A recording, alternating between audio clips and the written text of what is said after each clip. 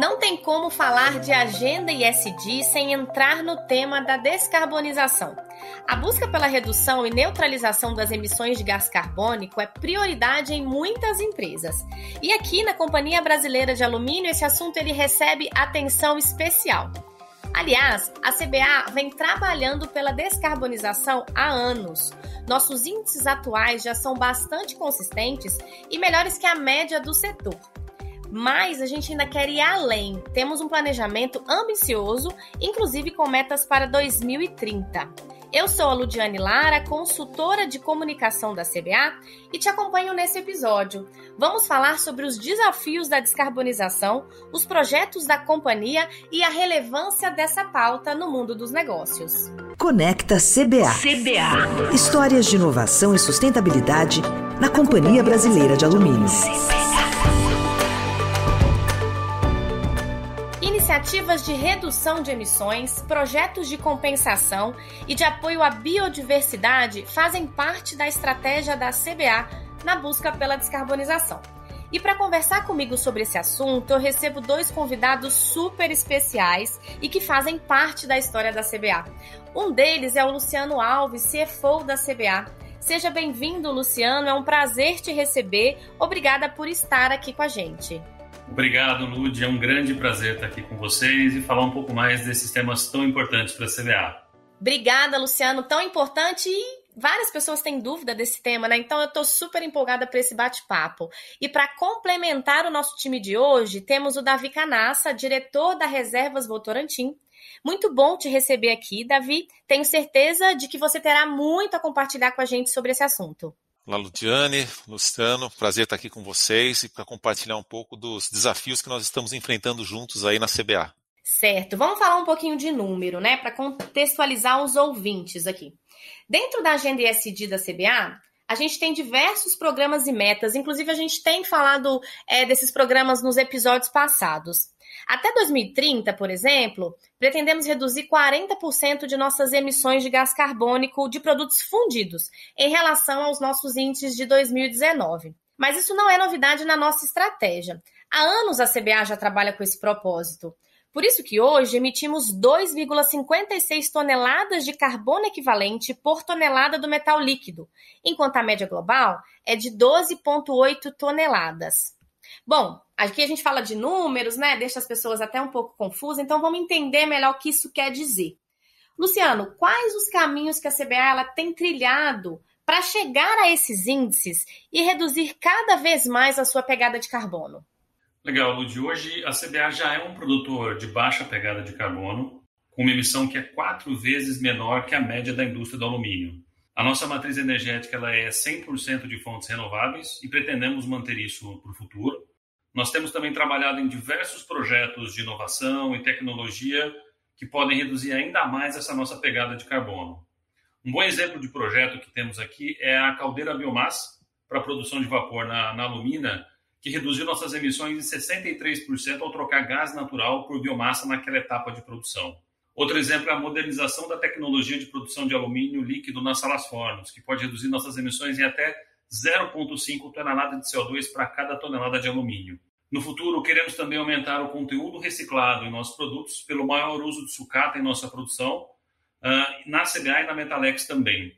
O alumínio reciclado tem uma pegada de carbono ainda menor, por volta de 0,5, 0,6 toneladas de CO2 para cada tonelada de alumínio. E nesse sentido, recentemente nós compramos a Alux, que adiciona ainda mais capacidade de produção de alumínio reciclado para a CBA.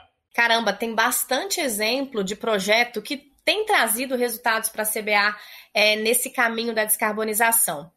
E com essas ações que o Luciano acabou de comentar, a gente já reduziu 25,4% do indicador de emissões de gases de efeito estufa de produtos primários desde 2019.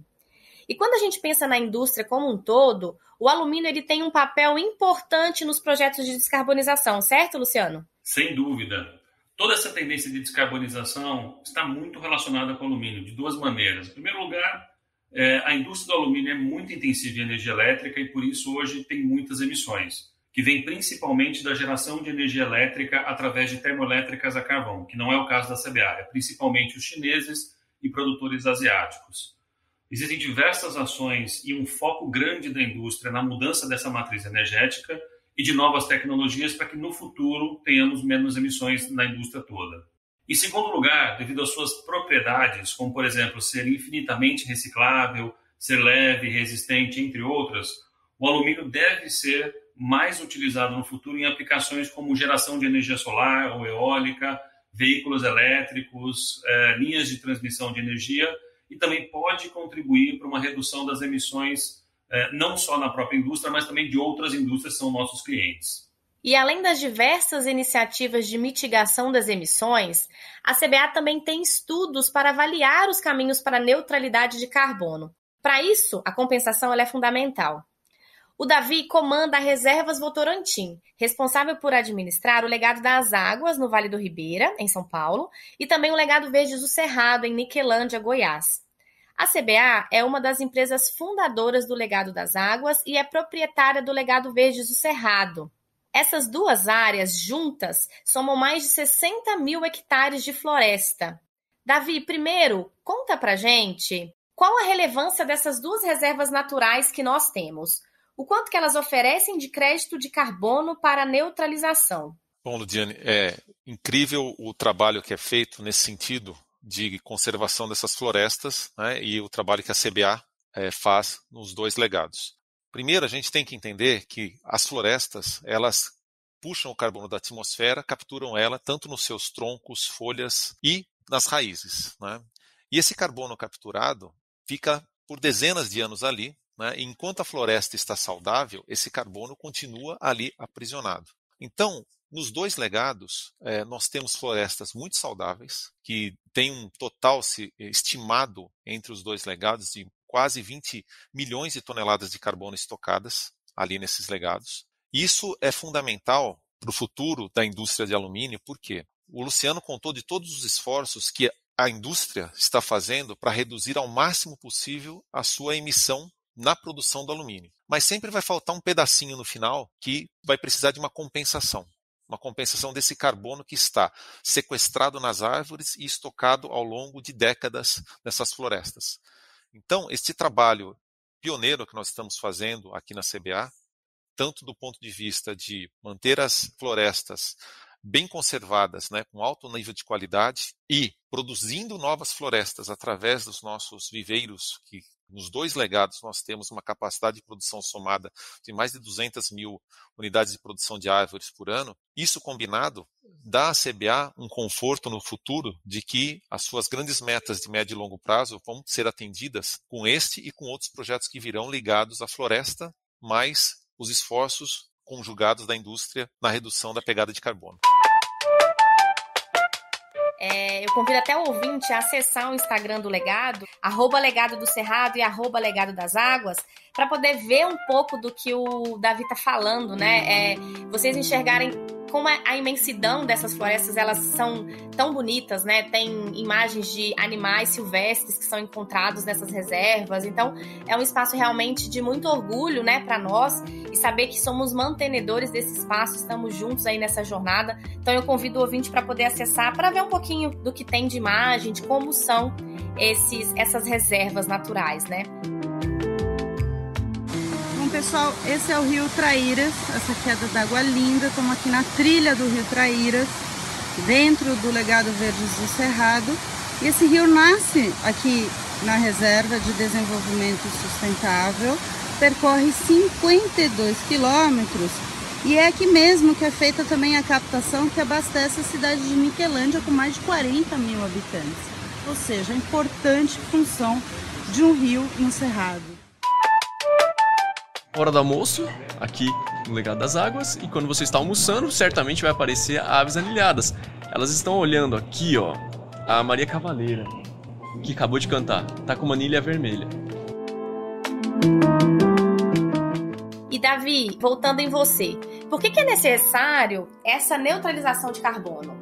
Dentro dos compromissos mundiais relacionados ao que começou lá atrás, no Acordo do Clima, depois no Acordo de Paris, Protocolo de Quioto, entre esses dois, existe um comprometimento dos países do mundo todo de reduzir significativamente a emissão de carbono de todos os processos, sejam industriais, da agricultura, enfim, todos os processos que os humanos, de alguma maneira, atuam e que geram carbono, basicamente ligado sempre muito à questão energética, como o Luciano até contou, né? O Brasil é muito privilegiado nesse sentido, mas quando a gente olha para o mundo todo, o mundo ainda é movido a carvão e petróleo, na sua grande maioria.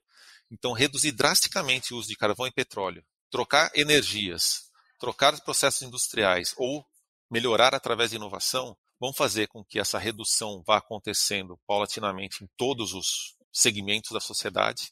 Porém, mesmo assim, por mais esforço que nós façamos, sempre vai ter uma parcela de emissão que a gente vai estar produzindo, seja porque os processos, as matérias-primas, por exemplo, emitem carbono, né? É o caso da indústria do alumínio, uma parcela, né, da própria matéria-prima, quando a gente faz o processamento, emite carbono, e outras indústrias como o cimento, o vidro, também tem o mesmo tipo de situação. Então, tem todo esse esforço mundial dos países que se comprometeram, e o Brasil é um deles, o Brasil assinou lá em Paris vários compromissos relacionados à redução das suas próprias emissões de carbono. Então, esses países têm os esforços ligados à sociedade e à indústria, no caso da CBA, né, tem todo esse mapa de atividades muito bem identificado, de como é que ela vai chegar no menor carbono possível de emissão. E aí, o trabalho que a gente faz nas reservas Votorantim, em conjunto com a CBA, de proteger as florestas e ampliar florestas, vão capturar a parcela do carbono que está faltando para fazer o net zero, né? Para que a gente faça a completa compensação e ter um alumínio 100% carbono zero. Essa é a ideia da meta futura. Entendi. E até pegando esse gancho, a gente ouve muito se falar de estoque de carbono e crédito de carbono, né? Eu não sei qual é a diferença. Você consegue mostrar pra gente, explicar qual que é a diferença entre um e outro? A árvore, a gente fala no setor que vamos dizer que a melhor máquina inventada pela natureza, por enquanto, é a árvore para estocar carbono, né? Enquanto uma árvore está crescendo, no seu tronco, mais ou menos metade da sua composição é carbono. Então a gente está tirando o carbono da atmosfera e guardando dentro de uma árvore. Isso é o estoque, ela está estocada. Quando a gente se cortar essa árvore, a árvore vai apodrecer, né? Então ela vai emitir metano e carbono, né? E o metano também é um gás de efeito estufa, que dá para fazer uma continha e ver quanto de carbono equivalente tem dentro de uma tonelada de metano, é mais ou menos 21 vezes. Então, proteger florestas e ampliar florestas é importante porque quanto mais florestas nós tivermos protegidas e ampliadas, mais carbono está estocado.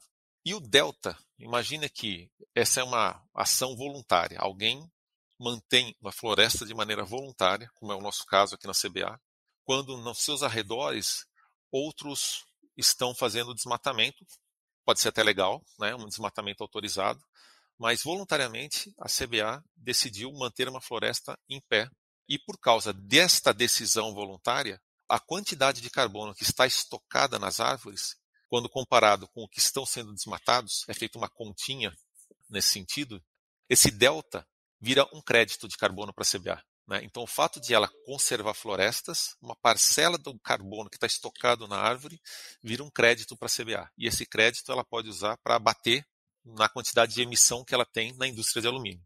Então, estoque é quando a árvore cresce e se mantém integral, né? E a floresta madura vai se mantendo estável ao longo do período. O crédito é esse delta do carbono desse estoque, né, que de acordo com uma metodologia, a gente consegue comprovar que foi uma atividade voluntária da empresa e esse crédito pode ser utilizado para abater pedaços das emissões. Entendi, ficou bastante claro agora, bem didático, obrigada. E eu acho importante também a gente abordar como que são essas reservas, né? Como que elas são administradas? Elas são viáveis economicamente? Geram ganhos, Davi? Como que funciona? Então, essa é uma outra questão importantíssima que a CBA apoia e fomenta. O fato de nós estarmos dentro das reservas desenvolvendo vários projetos internos para geração de receita, não é só o carbono, né? Há toda uma cadeia de projetos ligadas internamente que fazem com que essas atividades possam ser desenvolvidas por causa da floresta conservada, tornam as florestas potencialmente produtivas do ponto de vista econômico também, não é? Além de todo o resultado das pesquisas que é feito lá dentro, que mostram um bioma muito bem estruturado, que vai ser mantido no longo prazo e que está fazendo com que o fluxo genético, ou seja, né, os animais, as plantas que estão lá, possam se perpetuar ao longo do tempo. Isso é uma coisa importantíssima. Muitas vezes as pessoas esquecem, ou projetos esquecem de verificar o seguinte: nós não temos um determinado nível de biodiversidade, de variação genética dentro de uma floresta. Na verdade, alguns animais não estarão lá dentro. Eles não conseguem ficar lá dentro. E algumas plantas também não sobrevivem. Então é necessário ter este nível elevado. E ambas as reservas, né, que a CBA trabalha, junto com as reservas Votorantim, o legado das águas e o legado Verdes Cerrados, todas as pesquisas indicaram um alto índice de conservação, com espécies incríveis que estão lá dentro. Tanto é que uma das atividades que as pessoas mais adoram, né, no legado das águas, que é o ecoturismo, a visitação, nós estamos tendo um número crescente, significativo, de observadores de pássaros internacionais. Né? Isso é um dado importante. Isso mostra, por exemplo, a qualidade da reserva, né, e a variedade de espécies que tem lá dentro. Isso é uma das atividades, dentre várias. Entre elas, a que eu gostaria de destacar também é o projeto de reflorestamento, que a gente está conduzindo em conjunto também com a CBA, que essa é uma outra cadeia produtiva importante para o Brasil. Ou seja, tudo isso que você trouxe mostra como é possível ter muitos outros benefícios, né, a partir das reservas, além do ganho para a sustentabilidade e para o ecossistema onde atuamos. A gente também gera, além de tudo isso, negócios ecoeficientes. Luciano, voltando com você, o quanto que isso é relevante no mundo dos negócios hoje? Essas práticas, elas são levadas em consideração pelos nossos clientes, acionistas? O que você acha?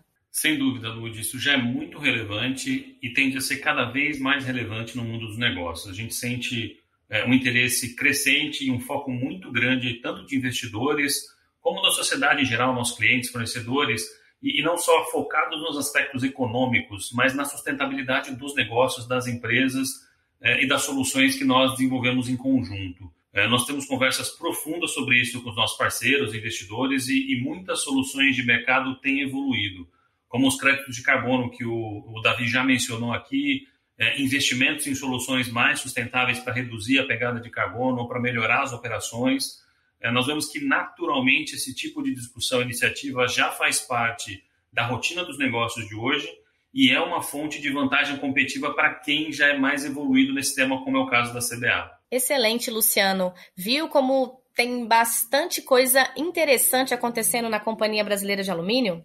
Aqui no Conecta CBA, a gente busca mostrar projetos de inovação e sustentabilidade que fazem a diferença para os nossos empregados e empregadas, clientes, parceiros e toda a sociedade. Afinal, esse é o nosso compromisso.